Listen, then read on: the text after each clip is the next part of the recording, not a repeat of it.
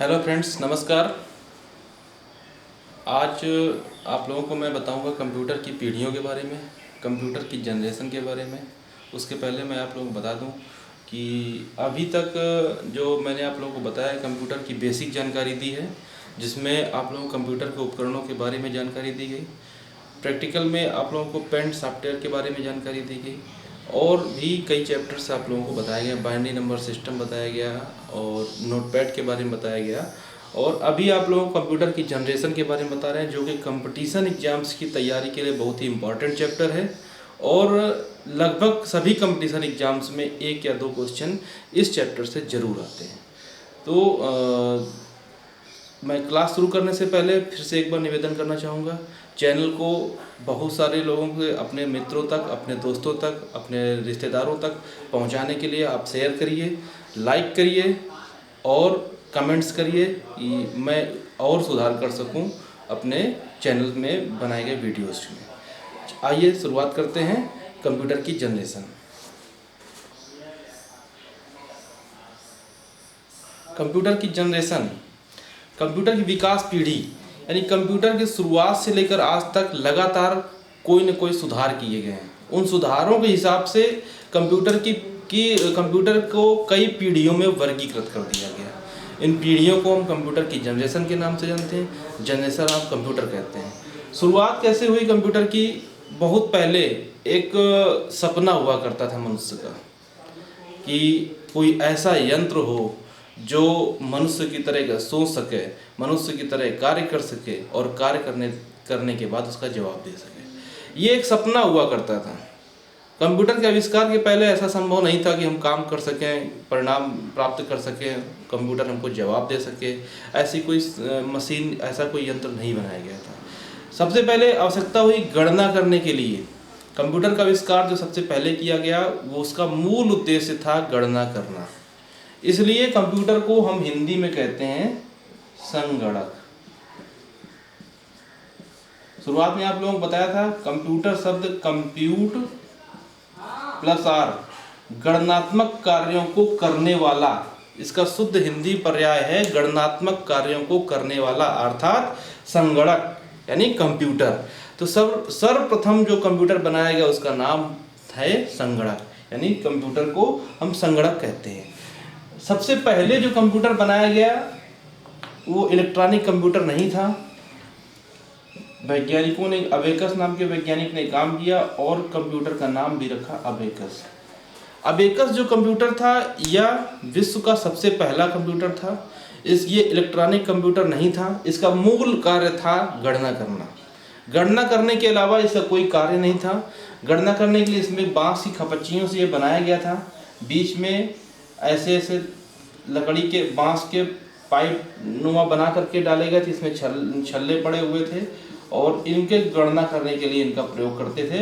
ये आप लोगों को आंगनवाड़ी केंद्र में अभी भी आपको मिल जाएंगे, बच्चों को खेलने के लिए, समझाने के लिए, मैथ यानी गणितीय अंकों को समझाने के लिए इसका प्रयोग आज भी करते हैं।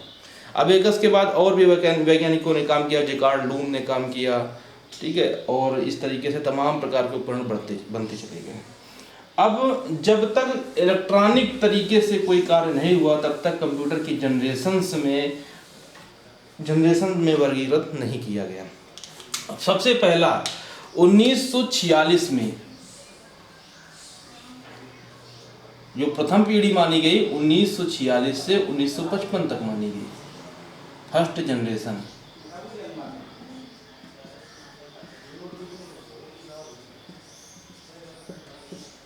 उन्नीस 1946 से 1955 तक मानी गई। इस पीढ़ी में एकर्ट और मुचली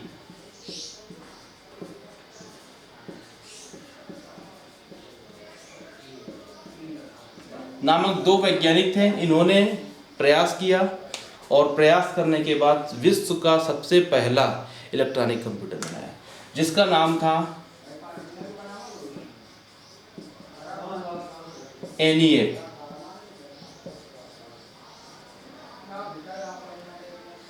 electronic numeric integrator and calculator. ये विश्व का सबसे पहला सामान्य उद्देशीय इलेक्ट्रॉनिक कंप्यूटर। इसका मूल उद्देश्य था गणना करना। अब गणना करने के लिए इसकी विशेषताएं क्या थी, कैसे काम करता था, आइए देखते हैं। Electronic numeric integrator and calculator, इसका मतलब है ये जो उपकरण था विश्व का सबसे पहला इलेक्ट्रॉनिक कंप्यूटर था और ये 100 फीट लंबा, यानी इसकी जो लेंथ थी ये 100 फीट थी। इसकी जो हाइट थी ये 10 फीट थी। इसका जो वेट था 30 टन था। लाइट जो प्रयोग होती थी इसमें 140 किलोवाट लाइट से चलता था। मैन पावर 100 मैन पावर लगते थे, यानी किसी भी कार्य को करने के लिए 100 व्यक्तियों की आवश्यकता होती थी। और प्रत्येक गणना करने के पश्चात इसके कई भाग जल फूक जाते थे। एक मुख्य बात जो है, इसमें जो मेन पार्टिकल यूज किया गया था, ये मेन पार्टिकल जो था इसमें वैक्यूम ट्यूब प्रयोग किया गया। वैक्यूम ट्यूब मुख्य पुर्जे के रूप में प्रयोग किया गया और लगभग 18,000 वैक्यूम ट्यूब प्रयोग किए गए थे, तब इस उपकरण का निर्माण हुआ था। ये ENIAC जो कंप्यूटर है ये विश्व का सबसे पहला सामान्य उद्देशीय इलेक्ट्रॉनिक कंप्यूटर है और इसका जो लेंथ है 100 feet, height 10 feet, weight 30 ton और लाइट 140 किलोवाट लगती थी, 100 मैन पावर लगते थे और जो मुख्य पुर्जा इसमें प्रयोग किया गया वो है वैक्यूम ट्यूब, निर्वात नली। तो ये कंपटीशन एग्जाम्स में क्वेश्चन आता है, ENIAC का फुल फॉर्म पूछ लेता है या फुल फॉर्म दिया होता है, पूछता है इसका शॉर्ट नेम क्या है या प्रथम पीढ़ी के कंप्यूटर का नाम क्या है, या पूछ लेता है सामान्य उद्देशीय इलेक्ट्रॉनिक कंप्यूटर कौन है सबसे पहला। तो इस तरीके तमाम सारे क्वेश्चंस आते हैं कंपटीशन एग्जाम के हिसाब से और ये आप लोग नोट कर सकते हैं। आइए मैं एक बार फिर से आपको बता दूं कि विश्व का सबसे पहला जो इलेक्ट्रॉनिक कंप्यूटर है वो है ENIAC, electronic numeric integrator and calculator. यह जो बनाया गया तो एकर्ट और मुचली नाम के वैज्ञानिकों ने अथक प्रयास करने के बाद बनाया और सबसे पहला जो कंप्यूटर बना सामान्य उद्देशीय इलेक्ट्रॉनिक कंप्यूटर, वो 100 फीट लंबा, 10 फीट ऊंचा, 30 टन वजन का, 140 किलोवाट लाइट से चलता था, 100 मैन पावर लगते थे, मुख्य पुर्जा वैक्यूम ट्यूब प्रयोग किया गया और इसका मुख्य कार्य था गणना करना। दूसरा कोई कार्य नहीं था। कंप्यूटर स्क्रीन जैसे आज होती इस तरीके से स्क्रीन नहीं थी, तुलनात्मक तरीके से कार्य करते थे। आप लोगों ने प्रैक्टिकल किया होगा, प्रैक्टिकल में तुलनात्मक तरीके से 3 बार 3 रिजल्ट निकालते हैं, इसके बाद 2 कॉमन रिजल्ट्स को हम रिजल्ट मान लेते हैं। इसी प्रकार इसमें भी कार्य होता था। अब ये सामान्य व्यक्ति इस कंप्यूटर का प्रयोग नहीं कर सकता था, सामान्य व्यक्ति इसको नहीं रख सकता था कि इतनी व्यवस्था कर पाना मुश्किल था। इसमें प्रत्येक गणना करने के लिए सबसे मूल चीज़ है 100 व्यक्तियों की व्यवस्था, जो कंप्यूटर उस उपकरणों के बारे में जानकारी रखते हों। आज जो ऑपरेटिंग सिस्टम हम देखते हैं, बटन दबाते हैं कंप्यूटर ऑन हो जाता है थोड़ी देर में, वो जो प्रक्रिया बूटिंग प्रोसेस होता है वो मैनुअल तरीके से होती थी। थोड़े से भी विलम्ब होने पर एक बार गणना करने के बाद उसके कई भाग जल फूंक जाते थे। सामान्य व्यक्ति इसीलिए इसका प्रयोग उपभोग नहीं कर सकता था कि करोड़ों रुपए की संपत्ति तैयार होने के बाद अगर एक गणना करने के बाद जल फूंक गई तो दोबारा उसका अरेंजमेंट कर पाना बहुत ही मुश्किल था। तो इस प्रकार से सामान्य व्यक्ति इसका प्रयोग नहीं कर सकता था। गणना करना मूल उद्देश्य था, मूल कार्य था उसका। एक बार गणना करने के बाद से कई भाग जल जाते थे। प्रत्येक गणना करने के लिए तांबे के तारों की व्यवस्था करनी पड़ती थी, तब जाकर के ये कार्य करते थे। गणना करने के बाद इसके कई भाग जल जाते थे। तो ये विश्व का सबसे पहला सामान्य उद्देशीय इलेक्ट्रॉनिक कंप्यूटर है। 1946 से 1955 तक की इस प्रथम पीढ़ी को डिवाइड किया गया। इसी पीढ़ी में इस कंप्यूटर का आविष्कार हुआ, क्योंकि सबसे पहला सामान्य उद्देशीय इलेक्ट्रॉनिक कंप्यूटर था। इसके पहले भी कंप्यूटर बने लेकिन इलेक्ट्रॉनिक कंप्यूटर नहीं थे, इसलिए जनरेशन का डिवाइडेशन इलेक्ट्रॉनिक कंप्यूटर से शुरुआत हुआ। विश्व का सबसे पहला सामान्य उद्देशीय electronic computer electronic numeric integrator and calculator, ये इसकी विशेषताएं हैं। इस तरीके से ये कार्य करता है। तो ये आप लोगों को समझ में आ गया होगा। प्रथम पीढ़ी यानी फर्स्ट जनरेशन 1946 से 1955 तक प्रथम पीढ़ी, विश्व का सबसे पहला सामान्य उद्देशीय इलेक्ट्रॉनिक कंप्यूटर इसी पीढ़ी में बना। एकर्ट और मुचली नाम के वैज्ञानिकों ने बनाया। Electronic numeric integrator and calculator, ये इसका फुल फॉर्म है। ये इसकी 100 फीट लंबाई थी, 10 फीट ऊंचाई थी, 30 टन इसका वजन था, 140 किलोवाट लाइट चलता था और 100 व्यक्ति लगते थे कार्य को करने के लिए। जो मुख्य पुर्जा प्रयोग किया गया वो है वैक्यूम ट्यूब। तो अब आपको बताते हैं सेकेंड जनरेशन, कैसे सेकेंड जनरेशन डिवाइडेशन किया गया, कैसे ये कार्य करते हैं द्वितीय पीढ़ी के कंप्यूटर। सेकेंड जनरेशन के कंप्यूटर में एकर्ट और मुचली नाम के वैज्ञानिकों ने अथक प्रयास करने के बाद प्रथम पीढ़ी का कंप्यूटर बनाया, सामान्य उद्देश्य इलेक्ट्रॉनिक कंप्यूटर बनाया। और इन्हीं के साथ मिलकर के एक गणितज्ञ थे जॉन वान न्यूमान। जॉन वान न्यूमान ने इनके साथ में टाई अप किया और कंप्यूटर के सुधार के लिए कार्य किया। जो कंप्यूटर का सुधार किया और सुधार करने के बाद जो मुख्य सुधार हुआ, हार्डवेयर भागों का सामूहिकरण। यानी अभी तक सारे उपकरण फैले हुए थे पूरे 100 फीट में, 10 फीट ऊंचाई के साथ में फैले हुए थे, वजन भी बहुत ज़्यादा था और मुख्य पुर्जा था वैक्यूम ट्यूब। तो वैक्यूम ट्यूब के स्थान पर ट्रांजिस्टर्स का प्रयोग किया गया जो कि विद्युत के संवहन से कम गर्म होते थे। आइए मैं स्क्रीन पर लिख देता हूँ। 1955 से 1965 तक प्रथम पीढ़ी का डिवाइडेशन किया गया। सेकेंड जनरेशन का डिवाइडेशन किया गया। प्रथम पीढ़ी आपको मैंने बताया था फर्स्ट जनरेशन 1946 से 1955 तक। अब सेकेंड आ गई 1955 से 1965 तक।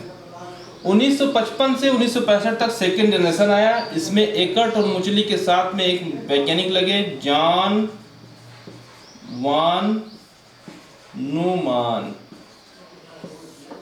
इन गणितज्ञ ने एकर्ट और मुचली के साथ में कार्य किया और हार्डवेयर भागों का सामूहिकरण किया। मुख्य पुर्जा जो द्वितीय पीढ़ी में प्रयोग किया गया वो है ट्रांजिस्टर। ट्रांजिस्टर आप लोगों ने देखा होगा, इंटरमीडिएट में पढ़ने वाले स्टूडेंट्स जानते हैं ट्रांजिस्टर दो प्रकार के होते हैं, पीएनपी और एनपीएन। इसको मैं बहुत विस्तृत तरीके से ना बता करके सिर्फ ये बता रहा हूँ। ट्रांजिस्टर्स का प्रयोग किया गया जो एक तरफ से गोल होते हैं, दूसरी तरफ चपटे होते हैं इस तरीके से, और 3 लेग होती हैं इसकी। इनका लगभग 2 लाख ट्रांजिस्टर्स का प्रयोग किया गया, तब जा करके एक कंप्यूटर का परिपथ तैयार हुआ जब कंप्यूटर कार्य करने लगा। अब ट्रांजिस्टर के प्रयोग से क्या हुआ? ट्रांजिस्टर के प्रयोग से वैक्यूम ट्यूब को बहुत ही अधिक लाइट की आवश्यकता होती थी। तो और एक बार लाइट लेने के बाद उससे कई भाग जल फूंक जाते थे। द्वितीय पीढ़ी में यह सिस्टम किया गया। हार्डवेयर भागों का सामूहिकरण के साथ में ट्रांजिस्टर का प्रयोग किया गया। ट्रांजिस्टर के प्रयोग से क्या हुआ? कंप्यूटर की खपत कम होने लगी, क्योंकि ये विद्युत के संवहन से कम गर्म होते हैं, देर तक चलने लगे। प्रत्येक गणना करने के बाद इसके भाग जो जलते फूकते थे उसकी कमी आ गई। और जो इस पीढ़ी के कंप्यूटर्स बनाए गए, द्वितीय पीढ़ी में हार्डवेयर भागों का सामूहिकरण किया गया, मुख्य पुर्जा ट्रांजिस्टर प्रयोग किया गया। लगभग 2 लाख से 2.5 लाख ट्रांजिस्टर प्रयोग किए गए। और इस पीढ़ी में जो कंप्यूटर बने वो यूनिवेक, एडवेक, इसी सीरीज के कई कंप्यूटर्स बने। यूनिवेक का फुल फॉर्म है यूनिवर्सल इलेक्ट्रॉनिक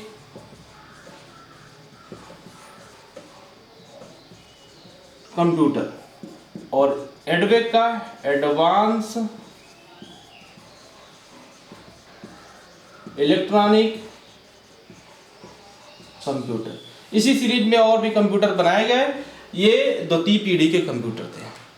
हार्डवेयर भागों को सामूहिकरण के साथ में विद्युत के संवहन, विद्युत की खपत कम होने लगी।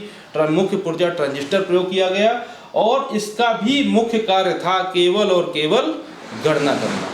द्वितीय विश्व युद्ध में मृतकों की संख्या को गिनने के लिए इन्हीं कंप्यूटर्स का प्रयोग किया गया। एडवेक, यूनिवेक और इसी सीरीज के और भी कंप्यूटर्स प्रयोग किए गए। ये थी द्वितीय पीढ़ी।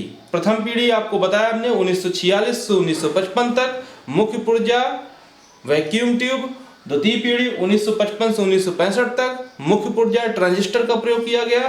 प्रथम पीढ़ी में ENIAC बनाया गया जो विश्व का सबसे पहला सामान्य उद्देश्य इलेक्ट्रॉनिक कंप्यूटर है। और द्वितीय पीढ़ी में यूनिवेक, एडवेक, इसी सीरीज के और भी कंप्यूटर्स बनाए गए। यूनिवेक का full form universal electronic computer और एडवेक का एडवांस इलेक्ट्रॉनिक कंप्यूटर। ये द्वितीय पीढ़ी के कंप्यूटर्स हैं। आप लोग इसको नोट कर लें। जो भी कमेंट्स करना हो, जो भी जानकारी और इसके बारे में पता करना हो, आप कमेंट्स कर सकते हैं। और चैनल को लाइक करना, सब्सक्राइब करना ना भूलें। धन्यवाद।